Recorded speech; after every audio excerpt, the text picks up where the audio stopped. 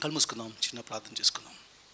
ప్రేమగల తండ్రి, జీవం గల దేవ, ఇప్పటి వరకు నీ యొక్క వాక్యాన్ని నీ యొక్క కుమార్తెని ఎత్తిపెట్టుకొని మాకిచ్చిన ఆ యొక్క సత్యాన్ని బట్టి నీకు వందనాలు ప్రభా. సత్యంలో మేము జీవించడానికి మీ కృపను చూపండి.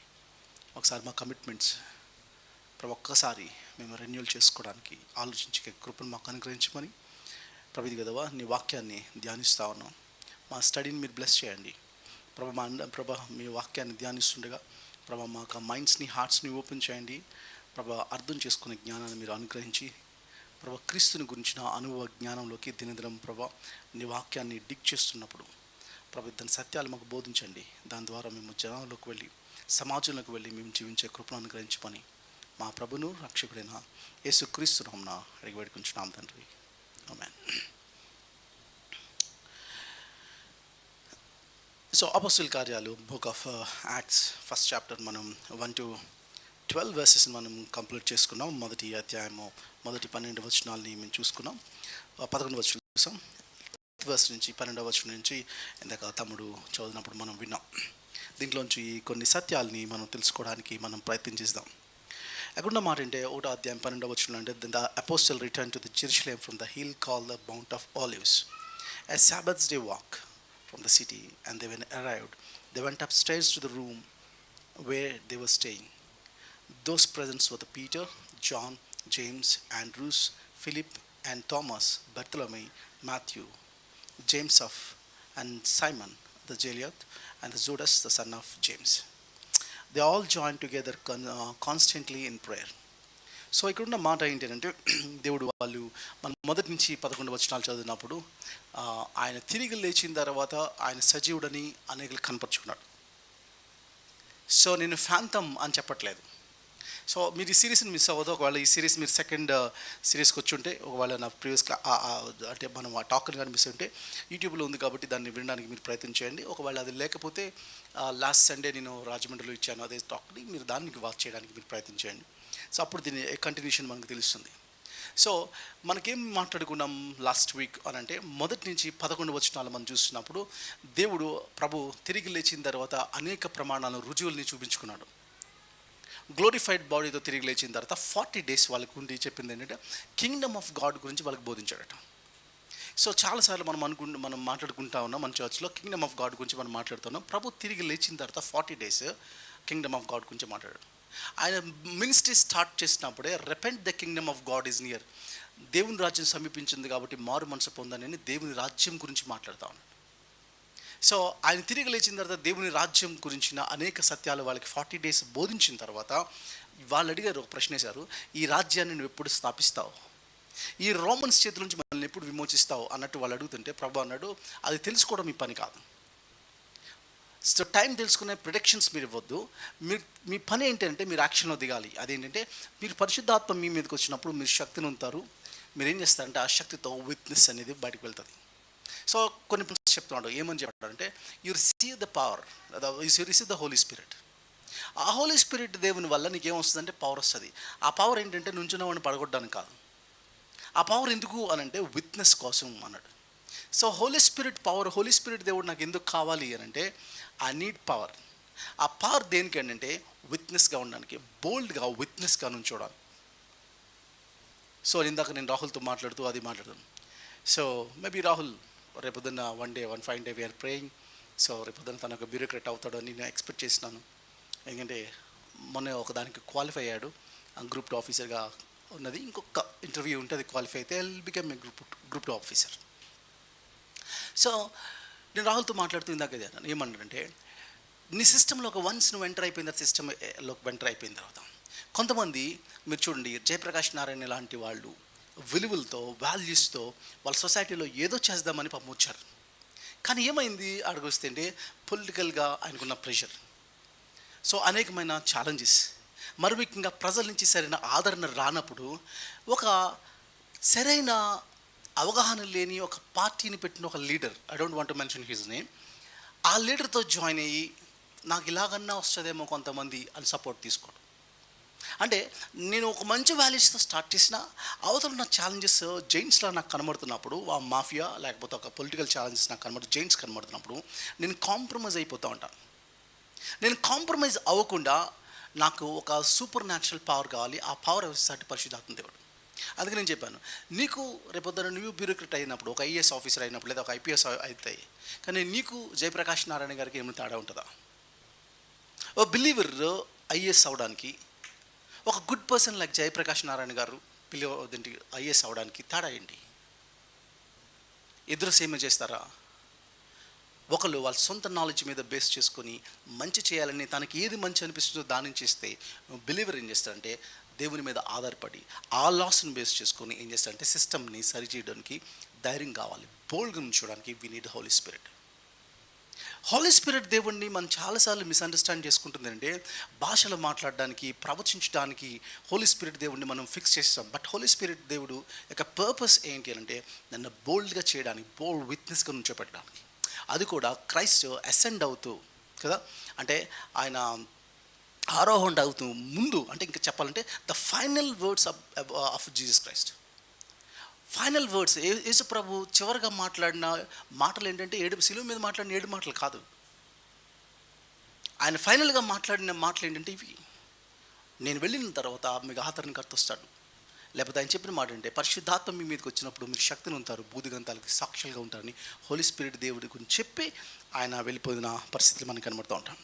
కాబట్టి ఇక్కడ మనం గమనించాలి, ఇప్పుడు దేవుడు తన యొక్క వర్క్ని ప్రపంచంలో జరిగించాలి అనంటే ఆ వర్క్ని కంటిన్యూ చేయడానికి కొంతమంది పీపుల్ కావాలి. కాబట్టి అపోస్టల్స్ని ఎన్నుకున్నాడు. సో లాస్ట్ వీక్ మనంతా అయింది.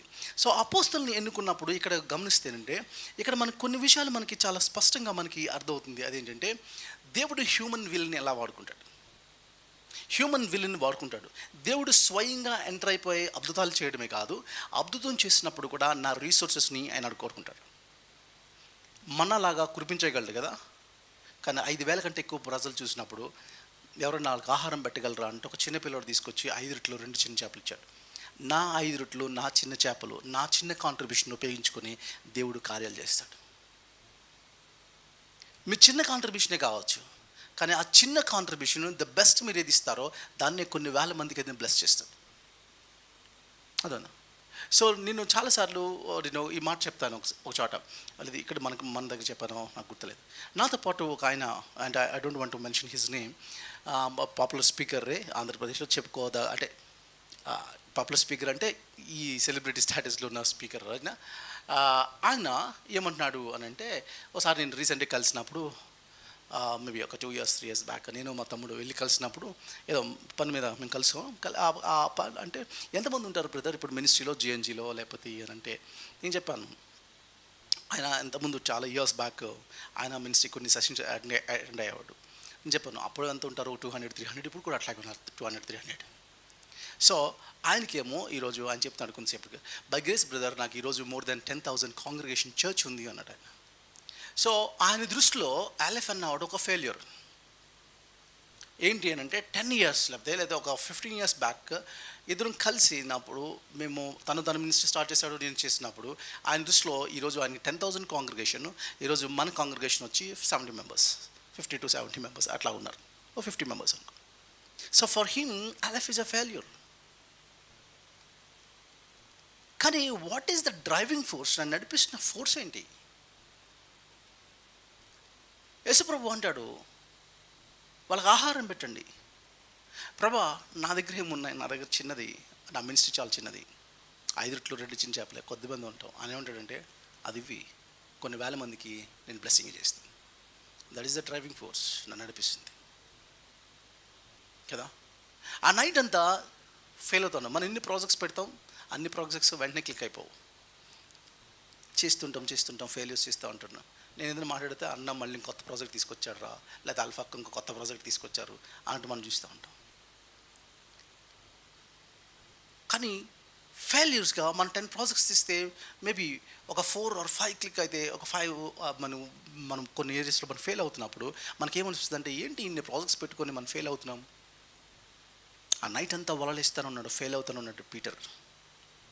మార్నింగ్ లాగానే ప్రభు అంటాడు ఇప్పుడు మళ్ళీ వలై, ఇప్పుడు నేను ఇన్వాల్వ్ అవుతాను, కీప్ డూయింగ్ ఇట్. అది ఫెయిల్యూరా సక్సెస్ అనేది చూడదు, కీప్ డూయింగ్ ఇట్, నేను ఇన్వాల్వ్ అవుతాను. And that is the driving force, that is leading me. Keep doing it. ద్రాక్షారసం అయిపోయింది, ఆయన అంటాడు అంచుల వరకు నింపండి అంటే అర్థం ఏంటో తెలుసా? నేను చెప్పింది చేయంతే, ఇంక క్వశ్చన్ వద్దు. And then that is the driving force that is leading me. ఈ మూడు స్టోరీస్లో కామన్ థింగ్ ఏంటో తెలుసా? వల వేయకుండా చేపలు వచ్చి బోట్లో పడమంటే పడతాయి, మన్నలాగా ఫుడ్ రమ్మంటే వచ్చేస్తుంది కదా. అంత మాత్రం కాదు, ఆ ట్యాంక్స్ ఉన్నాయి కదా, ఆ ట్యాంక్స్ని అంచెల వరకు నువ్వు వాటర్తో నింపవసరం లేదు. ఆయనే బండలోంచి నీళ్ళు పుట్టించినోడు, ఆయనే డైరెక్ట్గా తీసుకొచ్చేయచ్చు. కానీ ఈ మూడిట్లో ఆయన కోరుకున్నది తెలుసా? నా కాంట్రిబ్యూషన్ అడిగాడు. నా 5 రొట్టెలు 2 చిన్న చేపలు కావాలి, నా వల కావాలి, నా వాటర్ కావాలి. అంటే నేను చేయాలి. నా ద్వారా ఆయన ఇన్వాల్వ్ అవుతూ ఉంటాడు, నా ద్వారా కార్యాలు చేస్తాడు. సో నువ్వు ఫెయిల్ అయినా కీప్ డూయింగ్ ఇట్. అర్థమైనా? నీది చిన్నదైనా కీప్ డూయింగ్ ఇట్. నేను చెప్పింది చేయంతే. సో మెజారిటీ ఎంతమంది ఉన్నాం లేకపోతే ఎంతమంది ఉన్నాం మనం అనేది కాదు, కీప్ డూయింగ్ ఇట్. మీరు అందుకని ఆ మాటలు చూసినప్పుడు దేవుడు హ్యూమన్ విల్ని వాడుకుంటాడు. ఎందుకంటే ఇందాక సిస్టర్ మాట్లాడుతున్నప్పుడు ఉపయోగించారు. మోసెస్ దగ్గరికి వెళ్ళినప్పుడు, మోసెస్ని ఫర్ ఎగ్జాంపుల్ మనం అదే మాట్లాడుకున్నాం కాబట్టి, ఒక స్టిక్ తీసుకున్నాడు మోసెస్.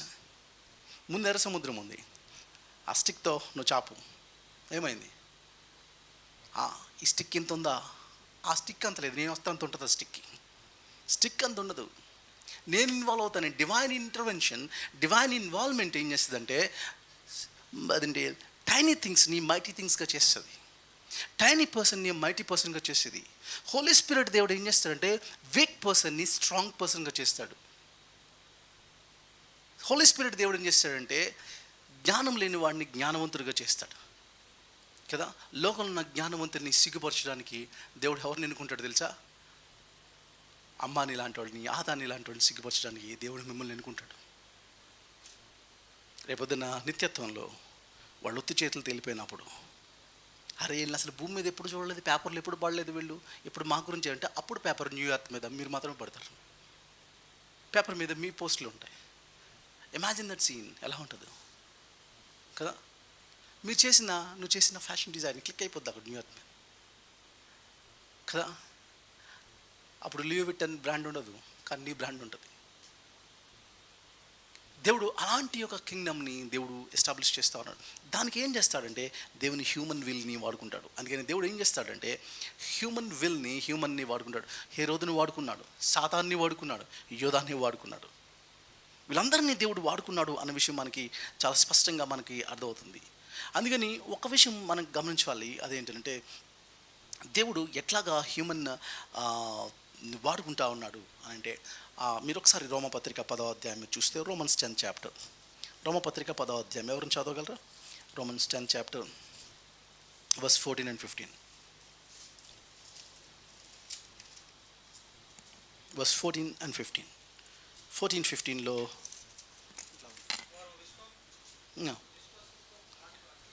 విశ్వసింపని వానికి ఎట్లా ప్రార్థిస్తారు? వినని వానికి ఎసవదు విశ్వసిస్తారు? ప్రకటించేవాడు లేకపోతే ఎట్లా వింటారు? ప్రకటించేవారు పంపబడిన ఎట్లా ప్రకటిస్తారు? ఇందు విషయమై ఉత్తమయ్య. ఇప్పుడు చూడండి, ఇక్కడ ఏమంటున్నాడంటే చాలా క్లియర్గా కొన్ని మాటలు ముందు పెడతా ఉన్నాడు. ఏంటంటే ఏం చేయాలంట? సాల్వేషన్ రావాలంటే ఏం చేయాలంటే, బ్యాక్ నుంచి మీరు రివర్స్ని కేసు బిల్ చేయండి. సాల్వేషన్ రావాలంటే ఎట్లా అంట? ప్రార్థన చేయడం వల్ల ఒక అతనికి సాల్వేషన్ వస్తుంది. సాల్వేషన్ రావాలంటే ప్రేయర్ చేయాలి. ఓకే, ఇది చూడండి, లాజికల్ ఆర్డర్ చూడండి, నా చేయించి చూడండి. ప్రేయర్ చేయాలి, అదంటే సాల్వేషన్ రావాలి అంటే ప్రేయర్ ఉండాలి. ప్రేయర్ ఎట్లా వస్తుంది? ఫెయిత్ వల్ల. ఫెయిత్ ఎలా వస్తుంది? వినడం వల్ల. వినడం ఎట్లా వస్తుంది? ఎవడో చెప్పేవాడు ఉండాలి. చెప్పేవాడు ఎందుకుంటాడు? ఎవరో పంపించేవాడు ఉండాలి. సో పంపించేవాడు లేకపోతే చెప్పేవాడు ఉండడు, చెప్పేవాడు లేకపోతే వినేవాడు ఉండడు, వినేవాడు లేకపోతే విశ్వాసం రాదు, విశ్వాసం రాకపోతే ప్రార్థన ఉండదు, ప్రార్థన లేకపోతే సాల్వేషన్ ఉండదు. కాబట్టి సాల్వేషన్కి ప్రకటించడానికి మధ్యన ఒక లింక్ ఉంది, ఈ ప్రాసెస్లోనే వెళ్తుంది. సో దేవుడు నన్ను రక్షించాలంటే ఈ సాధనలన్నీ వాడుకుంటాడు. పంపించేవాడు ఉంటాడు, ప్రకటించేవాడు ఉంటాడు, తర్వాత నీ చెవులు రిసీవ్ చేసుకుంటాయి, విశ్వాసం పుడుతుంది. ఎన్ని సోర్సెస్తో ఆయన ఏం చేస్తాడంటే నన్ను విమోచిస్తాడు. కాబట్టి దేవుడు ఒక పని చేసినప్పుడు అందుకని మీరు నార్నియా అనే మూవీలో మీరు చూపిస్తాడు. అది క్రిస్టియన్ మూవీ కాబట్టి దాంట్లో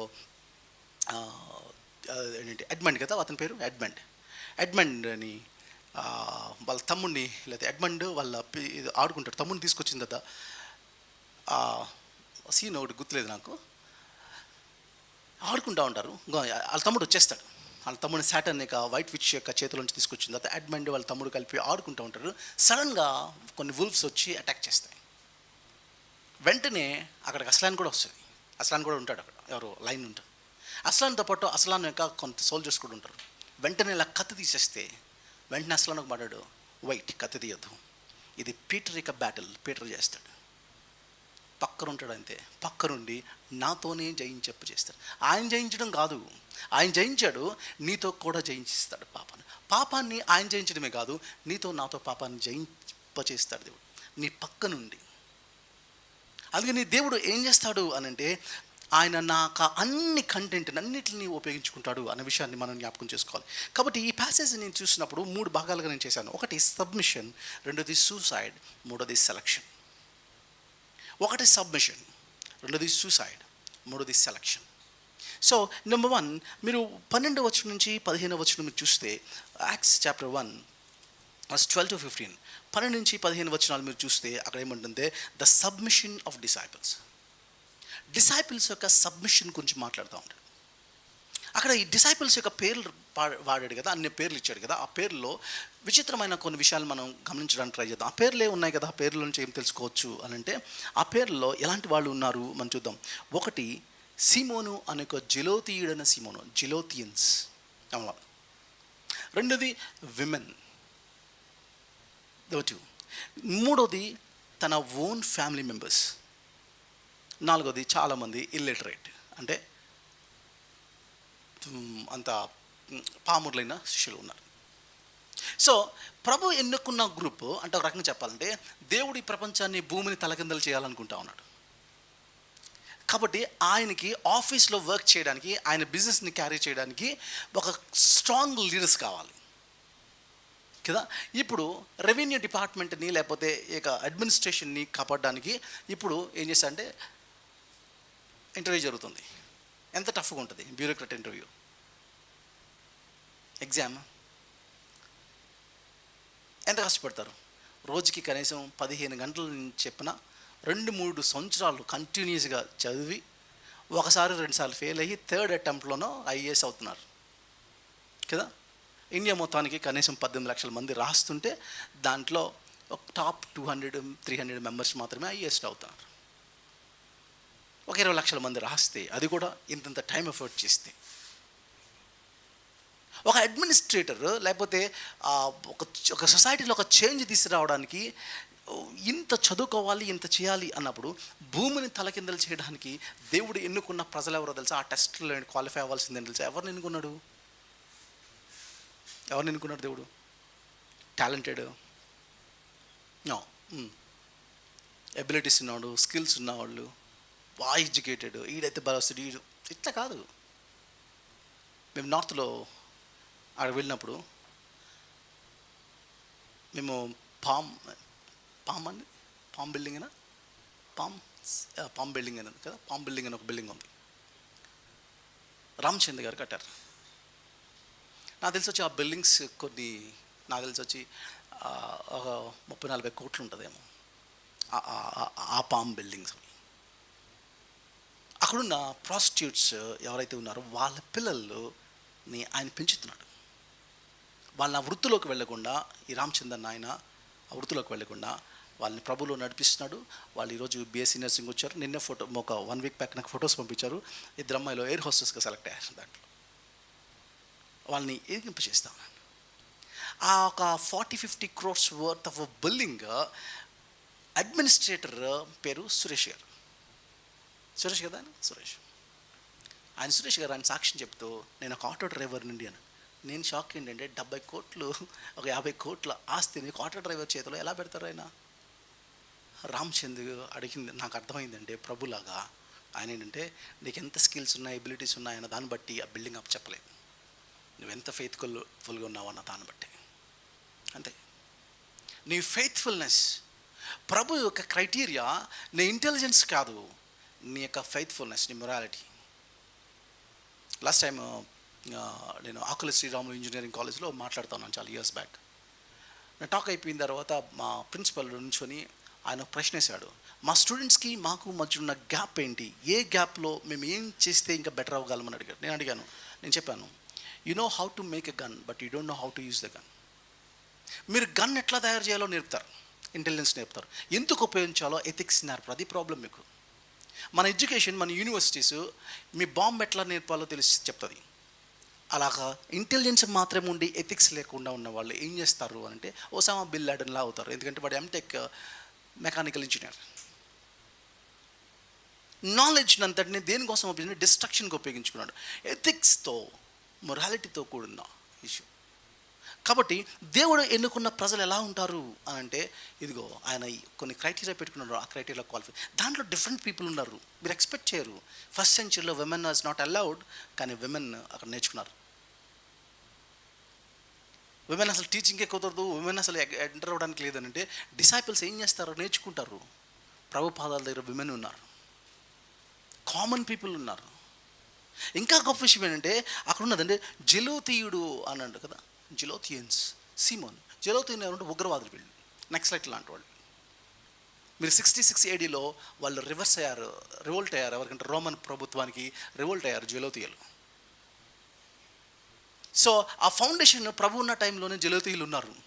వాళ్ళు ఇప్పటికన్నీ రోమిల్స్ని చంపేసి దాని రాజ్యాన్ని కట్టారు. వీళ్ళు ఎలాంటి వాళ్ళు అంటే మన భాషలో చెప్పుకోవాలంటే మనకి బ్రిటిషుల మీద అటాక్ చేసిన సుభాష్ చంద్రబోస్ లాంటి వాడు, అల్లూరి సీతారామరాజు లాంటి వాళ్ళు, ఇలాంటి గ్రూప్, ఇలాంటి తెగిది వైలెన్స్ ద్వారా కింగ్డమ్ని ఎస్టాబ్లిష్ చేయాలి, ఏంటంటే మాకు రాజ్యం వస్తుంది అని చేస్తున్నా. అంటే అలాంటి వాళ్ళు, అరే ఇలా మనకు పనికిరాడు, ఈ నక్సలైట్ మనకు పనికిరాడు మావోయిస్ట్ అని ప్రభు పక్కన పెట్టలేదు. వాళ్ళని కూడా తీసుకున్న ఆ మావోయిస్ట్ నక్సలైట్ కూడా ఈ బికేమ్ ఎవరు దేంట్లో డిసైపుల్ అయ్యాడు. ఎందుకు ప్రభు ఆ నక్సలైట్ని, ఆ మావోయిస్ట్ని తీసుకున్నా అంటే వాళ్ళ యొక్క ఇంటెన్షన్ చాలా మంచి ఇంటెన్షన్, బట్ రాంగ్ మీన్స్లో ఉంది. దాన్ని అప్రిషియేట్ చేస్తూ వాళ్ళని తీసుకోవడం మనం చూస్తూ ఉంటాం. సో ఫస్ట్ సెంచరీలో విమెన్ ఆర్ నాట్ అలౌడ్, ఆయన విమెన్ తీసుకోవడం కదా. ఎంత మాత్రమే కాదు, తన ఓన్ ఫ్యామిలీ మెంబర్స్ కూడా ఉన్నారట. జేమ్స్, అంత మాత్రం మేరీ, ఇంకా కొంతమంది ఉన్నారు. మీ గురించి, మీ సాక్ష్యం గురించి నేను ఎప్పుడన్నా పొగుడుతున్నాను అనుకో, బయట పొగుడుతూ మీ గురించి ఏమైనా పొగుడుతుంటే బయట వాళ్ళు వాళ్ళే మంచి సాక్ష్యం అంటారు.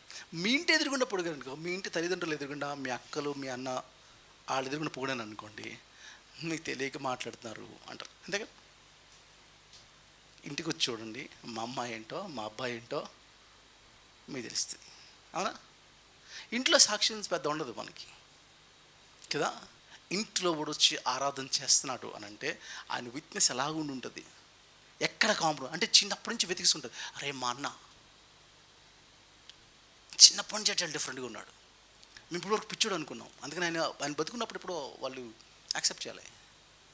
చనిపోయిన తర్వాత ఆయన తిరిగి లేచిన తర్వాత లేదా జేమ్స్ యాకోబు పత్రిక రాశాడు, తన తమ్ముడే. అంటే మేరీ జోసెఫ్కి పుట్టిన వాళ్ళు వీళ్ళు. బయాలజికల్గా ప్రభుత్వం ఎవరికి రిలేషన్ లేదు కదా, సేమ్ ఫాదర్ అండ్ మదర్ ఆయన ఎదిగాడు. వీళ్ళు మేరీ అండ్ జోసెఫ్కి పుట్టిన వాళ్ళు. అందుకే నేను ప్రభు యొక్క రాసుకుంటాం కూడా చాలా ఆనందించి రాసుకున్నాను. నేను ప్రభు యొక్క సహోదరుని, ఐఎమ్ బ్రదర్ ఆఫ్ జీసస్ అని రాసుకున్నాను. మీరు 1999 అనుకుంటా జేమ్స్ యొక్క టూమ్ కూడా దొరికింది ఆర్కియాలజీలో. అక్కడ దాని మీద చాలా క్లియర్గా ఉంది, James the brother of Jesus Christos. ఇదే మాట. యాకోబు లాంటి వాళ్ళు ఇంట్లో వాళ్ళు కూడా దాంట్లో ఉన్నారు, అది మనం గుర్తుపెట్టుకోవాలి. కాబట్టి ఇప్పుడు చూడండి, సొంత ఫ్యామిలీ మెంబర్స్ ఉన్నారు, ఈవెన్ సొంత మదర్ ఉన్నది ఇక్కడ. తర్వాత బయట నుంచి ఉన్న వాళ్ళు ఉన్నారు, జెలోతి ఇలా ఉంటున్నారు, ఉమెన్ అన్నారు, వీళ్ళందరూ ఉన్నారు. ఒకరికొకరు ఇంకా చెప్పాలంటే వీళ్ళ ఐడియాలజీ వాళ్ళ ఐడియాలజీ డిఫరెంట్ ఉంటుంది. కానీ అక్కడ ఉన్న మాట ఏంటంటే, బైబిల్ ఉన్న మాట ఏంటంటే they became one with one mind. ఒకే ఒక్క మైండ్తో ఉన్నారట, విత్ వన్ మైండ్. అంటే అర్థం ఏంటంటే చర్చ్ యొక్క పొజిషన్ ఏంటి అని అంటే డైవర్సిటీలో నుంచి యూనిటీ ఉంటుంది. ఒక వన్ మైండ్తో కలిసి ఉంటాం చర్చ్లో. చర్చ్లో వన్ మైండ్ అనే కాన్సెప్ట్ని తీసుకొస్తా ఉన్నాడు. ఇది నాకు చాలా నచ్చిన మాట. ఇది ఏంటంటే వన్ మైండ్. ఇంగ్లీష్లో చాలా బాగా చూడు. వాళ్ళు తెలుగులో ఏమన్నాడు? ఏక మనసు అన్నాడు. ఏక మనసు, ఏక మనసుతో ఉన్నారు. ఇది మనం గమనించాలి. ఏక మనసుతో ఉన్నారు వీళ్ళందరూ. ఎట్లా వస్తుంది ఏకత్వం?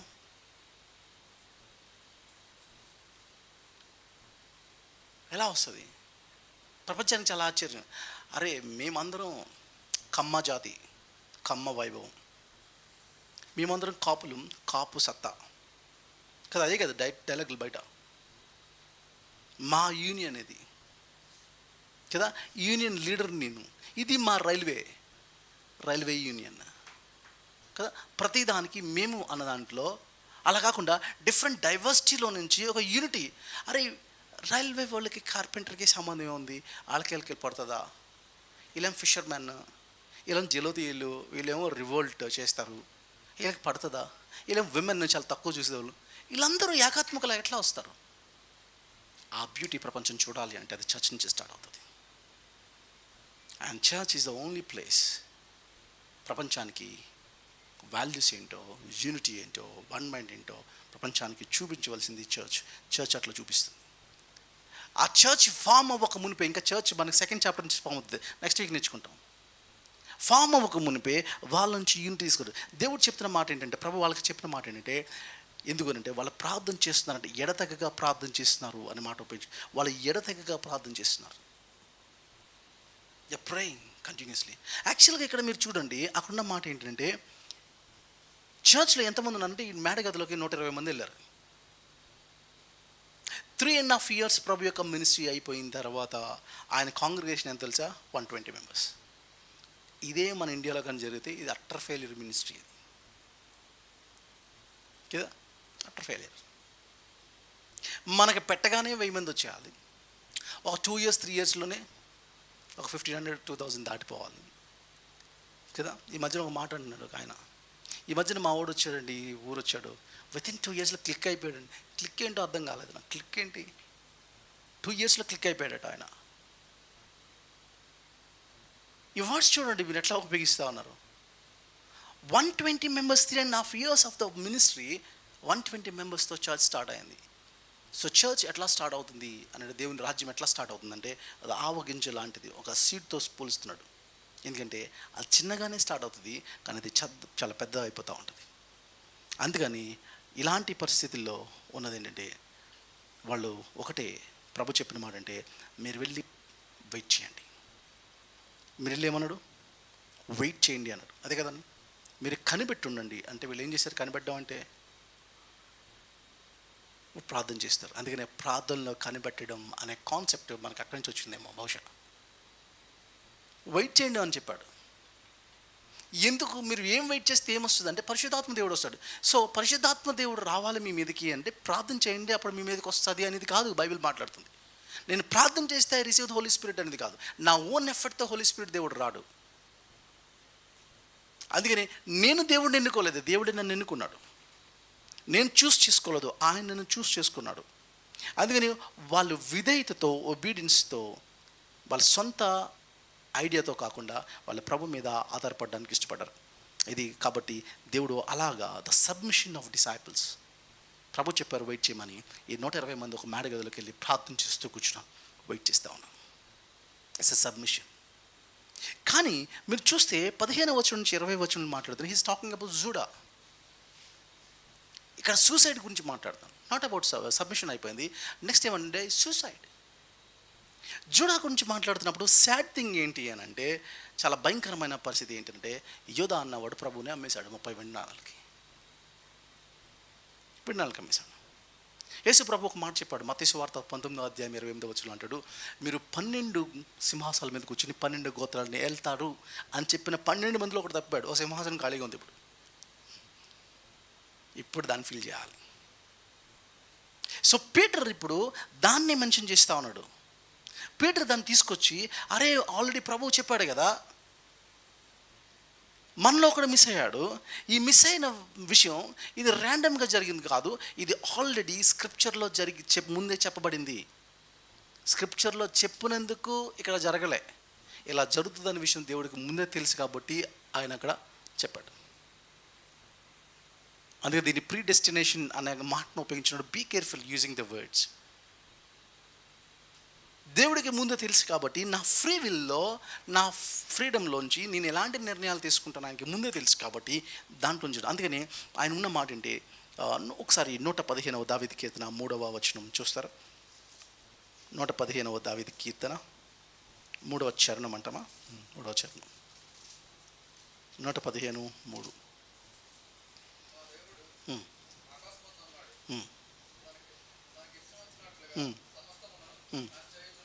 తనకిష్టం వచ్చినట్టు సమస్తం దేవుడు ఆకాశంలో తనకిష్టం వచ్చినట్టు సమస్తాన్ని చేస్తూ ఉంటాడు, సమస్తం చేస్తూ ఉంటాడు, ఫుల్ఫిల్ చేస్తూ ఉంటాడు.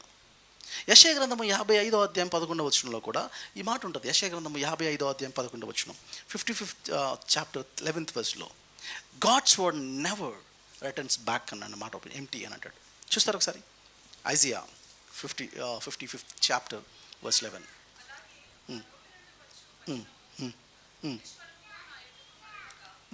నా నోటి నుంచి అంటే దేవుని నోటి నుంచి వెళ్ళే మాట నిష్ప్రయోజనంగా ఎంటీగా మనకి రిటర్న్ రాదు. అందుకే నేను 2 Peterలో అంటాడు, 1st chapter 21st verseలో అంటాడు, ప్రవక్తలు దైవావేశం వల్ల మాట్లాడారు కదా. 1 Peter 1:21, 1 Peter 1:21 చదవరు. 1:21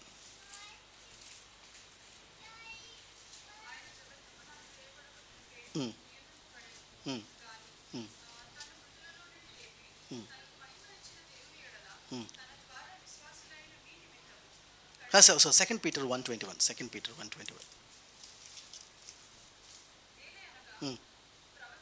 Yeah. Yeah.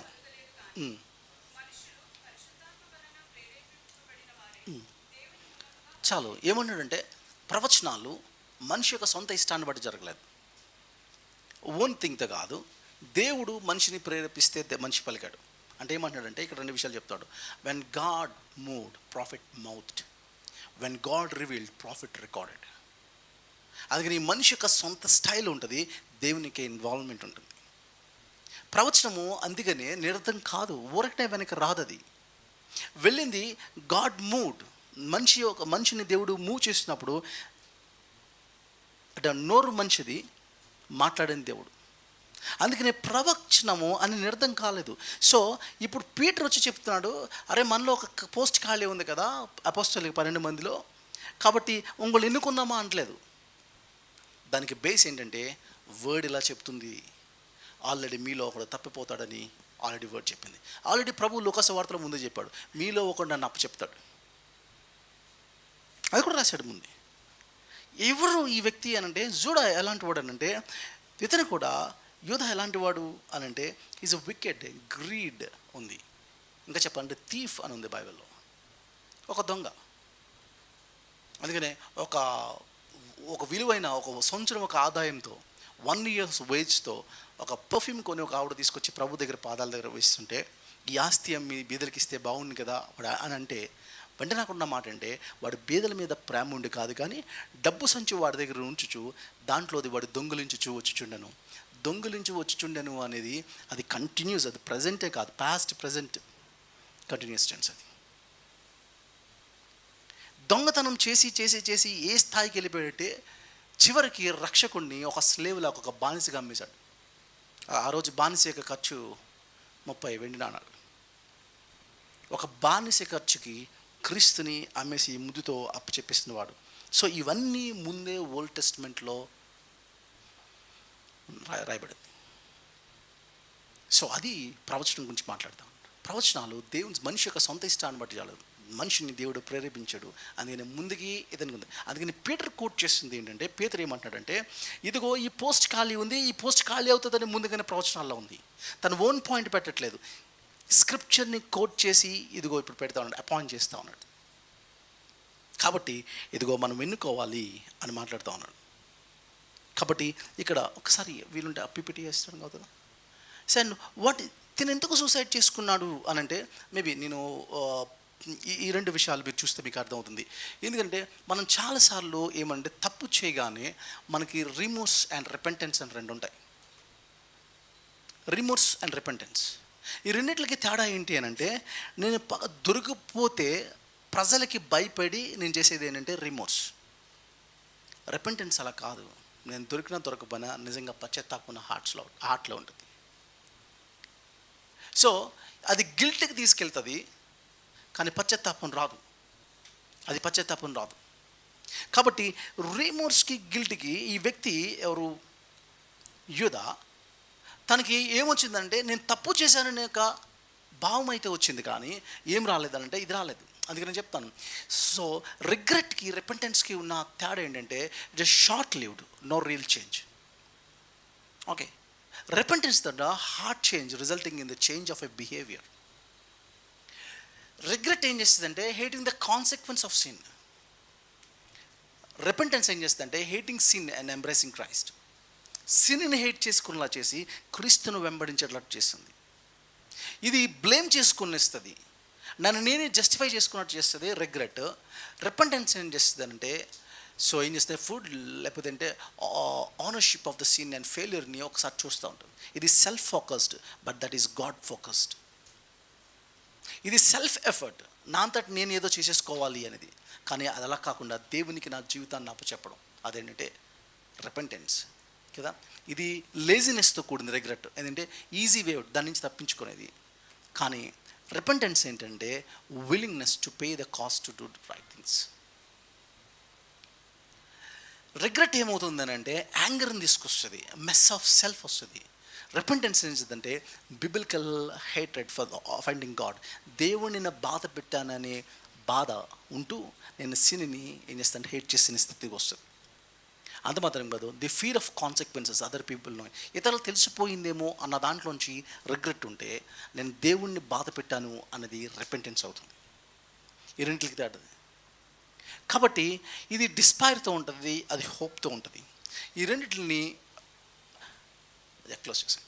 ఈ రెండింటి విషయాలు మనం మాట్లాడుతున్నప్పుడు ఎందుకు తను ఆత్మహత్యకు వెళ్ళాడు అంటే రిపెంటెన్స్కి రాకుండా రిగ్రెట్ దగ్గర ఆగిపోయాడు. ఎవరు అంటే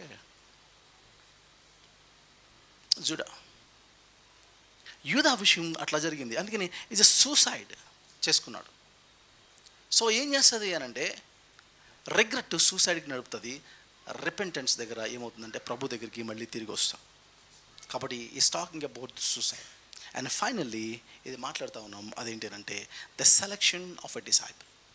the selection of a disciple. మీరు 16 నుంచి 21 చూస్తున్నప్పుడు ఎలా సెలెక్ట్ చేశారంటే బర్సబాస్ని అలాగే మత్తియాస్ అని ఇద్దరిని తీసుకున్నారట. ఇది థియోలజన్స్ చాలామంది చెప్పే మాట ఏంటంటే ఇది రైట్ వే కాదు. సో బైబిల్లో ఉంది కాబట్టి వాళ్ళు ఎన్నుకున్నది దేవుడు అనుమతించేశాడు, ఆమోదించేశాడు అని చెప్పడానికి కూడా ఏమీ లేదు. బైబిల్లో ఏముంది, ఇది హిస్టారికల్ బుక్, ఇలా చేయమండి అనలేదు. అందుకని మీరు ఇంటికి వెళ్ళిన తర్వాత చీట్లు వేసి ఏ ఎంపీసీ తీసుకున్నా బైపీసీ తీసుకున్నా తీసుకోకండి. దానికోసం కాదు ఇక్కడ చీట్లు అయిపడింది. సో చీట్లు అనే కాన్సెప్ట్ అసలు దేవుడు ఎక్కడ అంటే ఓల్డ్ టెస్ట్మెంట్లో కొంత కల్చర్ నడిచింది, కొంతకాలం ఆ మెథడ్ నడిచింది. ఇప్పుడు వీళ్ళు ఏం చేశారు అంటే ఓల్డ్ టెస్ట్మెంట్ మనం చూస్తాం కదా, అది ప్యాగన్లో ఉంది. ఈవెన్ కొంతమంది యూదులు కూడా దాన్ని ఫాలో అయ్యారు. అక్కడ ఏంటంటే దీంట్లో ఆడ్ మ్యాన్ ఎవరు, బ్లాక్ షీప్ ఎవరో పట్టుకోవడానికి చీట్లు వేశారు. ఇక్కడ అది కాదు, ఇద్దరు మంచోళ్ళని తీసుకొని ఆ మంచోళ్ళని వీళ్ళిద్దరే సెలెక్ట్ చేసేసి వీళ్ళే సెలెక్ట్ చేసుకొని వీళ్ళిద్దరిలో ఎవరు బెస్ట్ అన్నట్టు తీశారు. ఇది అందుకని ఇది బహుశా దేవుని చిత్తం కాకుండా ఉండొచ్చు. వెయిట్ చేయండి అంటే వెయిట్ చేశారు ప్రార్థనలో, కానీ నిర్ణయాలు మాత్రం సొంతగా తీసుకున్నట్టే కనబడుతుంది. అందుకనే మత్తియా అని ఎవరి పేరు అయితే వచ్చిందో ఆ వ్యక్తి మనకి ఎక్కడ హిస్టరీలో కనబడ్డు. మీకు ఎక్కడ పెద్ద హిస్టరీలో మీకు కనబడినట్టు ఉండదు, దేవుడు ఒపీనియన్. కానీ ఆ ప్లేస్లో దేవుడు ఏమంటే వెయిట్ చేయండి, నేను ఒకటి ఎన్నుకుంటాను, మీరు వెయిట్ చేయండి అంటే ఆ ఎన్నుకునే వరకు కూడా ఆయన టైం ఇవ్వలేనట్టుంది. ఆ ఎన్నుకున్న వ్యక్తి ఎవరంటే పౌలు మాత్రమే దానికి క్వాలిఫై అవుతాడు. What is apostle? అపోస్టల్ అనడానికి అపోస్టల్ కొన్ని క్రైటీరియా ఉన్నాయి. అది ఫస్ట్ సెంచరీగా చెందినవాడు అయి ఉండాలి, పర్సిక్యూషన్లో పార్ట్ అయి ఉండాలి, రిజరెక్టెడ్ క్రైస్ట్ని చూసి ఉండాలి, ప్రభువే ఎలక్ట్ చేసినాడు అయి ఉండాలి. ఈ క్వాలిఫికేషన్స్ మత్తీయకు లేదు. రిజరెక్టెడ్ క్రైస్ట్ని తను చూడలేదు, ప్రభు ఎన్నుకోలేదు. కాబట్టి ఆ రెండింటిలో పౌల్ క్వాలిఫై అయ్యాడు. కాబట్టి పౌలు 1 కొరింథియన్స్లో 15th చాప్టర్లో కానీ ఇంకా ముందు 2 కొరింథియన్స్ 12th చాప్టర్లో కానీ తను ఏమంటే నేను అపోస్తలు అందరిలో the least of all the apostles అంటాడు. యాజ్ అ పార్ట్ నేను అపోస్తలుడిని, ఎందుకంటే నేను పునరుత్థానుడైన క్రీస్తుని చూశాను. అంటే అర్థం ఏంటంటే అపోస్తలుడు ఎలా అవుతాడు అని అంటే పునరుత్థానుడైన క్రీస్తుని చూడడం అనేది ఒక క్రైటీరియా. కాబట్టి ఆ క్రైటీరియాకి నేను క్వాలిఫై అయ్యాను. I became N apostle. కాబట్టి ఈ మెథడ్, వాళ్ళు ఎన్నుకున్న మెథడ్ని ఒకసారి మనం చూడాలి. అందుకని వాళ్ళ న్యూ టెస్ట్మెంట్లో ఎవరి పేరైతే వచ్చిందో ఆ వ్యక్తిని ఫర్దర్గా హిస్టరీలో మనం ఎక్కువ చూడం. అతను ఉపయోగించుకున్నట్టు మనకేం కనబడదు. వాళ్ళు వెయిట్ చేసాం అన్నదాన్ని అనుకుంటారు, కానీ వాళ్ళు ఎంతవరకు వెయిట్ చేశారు అనేది ఒకసారి మనం ఆలోచించుకోవాలి. సొంత నిర్ణయాలను కొంతవరకు తీసుకుంటాం, కొంతవరకు ప్రభు మీద ఆధారపడి అక్కడే కొన్నిసార్లు నిర్ణయాలు తీసుకునే ప్రమాదం కూడా ఉంది. అది మనకు అర్థమవుతుంది. కానీ ఏదో మాట చెప్పి నేను ముగిస్తాను. మీరు ఎస్పెషల్లీ యూదా గురించి మాట్లాడుతూ అక్కడున్న మాట ఏంటంటే Judas turn aside to go his place. ఏముంది? యూదా ఏం చేశాడంట? తన సొంత స్థలంలోకి. అదేముంది? ఇంక తెలుగులో ఏముంది? యూదా ఏం చేశాడట? యూదా గురించి మాట్లాడుతూ ఉన్నాడు. 25వ వచనం, to take over his apostolic ministry which JUDA left to go where he belongs. ఏమన్నాడు 25th ఫస్ట్ చాప్టర్ 25వ వచనంలో తెలుగులో?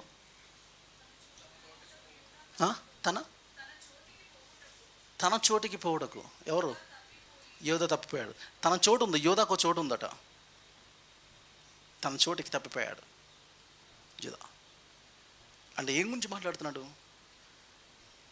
అక్కడున్న మాట అంటే Judas turned aside to go his place.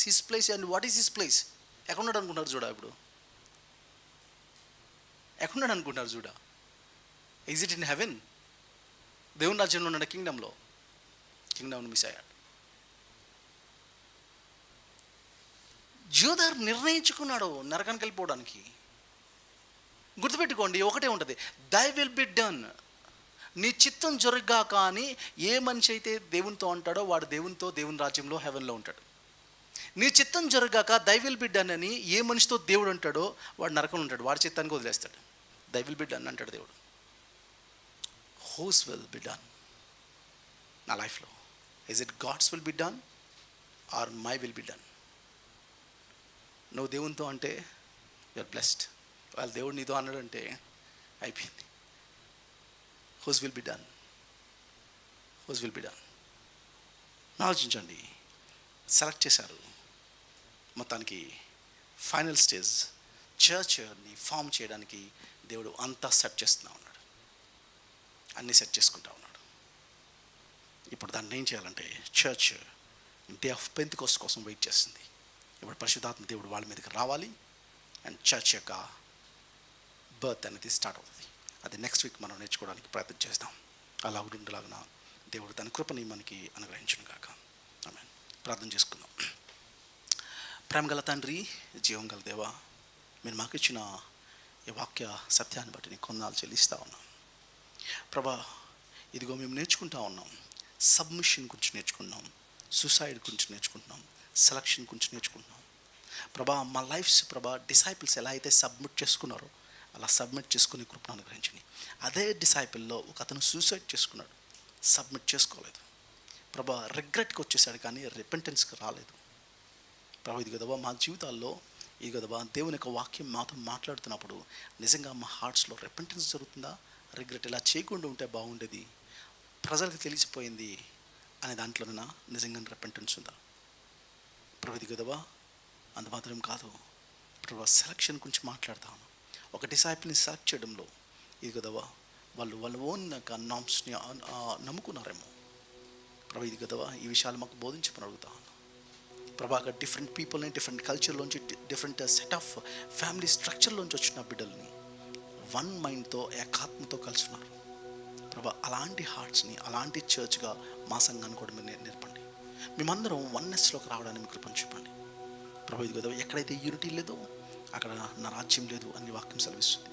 అది నాకు సంబంధించిన వాళ్ళు కాదంట. కాబట్టి ప్రభా, ఇది కదవా క్రీస్తు విభజింపబడలేదు. కాబట్టి మేము కూడా ఇది కదవా కలిసి పరిచయం చేయడానికి మీ కృపను అనుగ్రహించండి. ఒక మోడల్ చర్చ్గా మా సంఘాన్ని మీరు నిర్మించబడుతాను. ఈ చిన్న కాంగ్రెషన్ని ప్రభా నీ చేతికి అప్పు చెప్తాను. ప్రభా, ఇది కదవా మీరు ఇస్తున్న సత్యాలను బట్టి నీ కొందాలు చెల్లిస్తూ ప్రభా, ఇది కదవా మేము వాక్యం యొక్క లోతుల్లో కూడా స్థిరపడడానికి మీ కృపను అనుగ్రహించమని బిడ్డల పక్షాంగా చేస్తున్న ఈ ప్రార్థన అంగీకరించమని మా ప్రభును రక్షకుడైన యేసుక్రీస్తు నామమున అడిగి వేడుకొంచున్నాం తండ్రి, ఆమేన్. సో ఈ సమయంలో మనం ఆఫరింగ్స్ పట్టుకుందాం. ఆఫరింగ్స్ పట్టుకుంటున్న టైంలో ఒక పాట పాడుతూ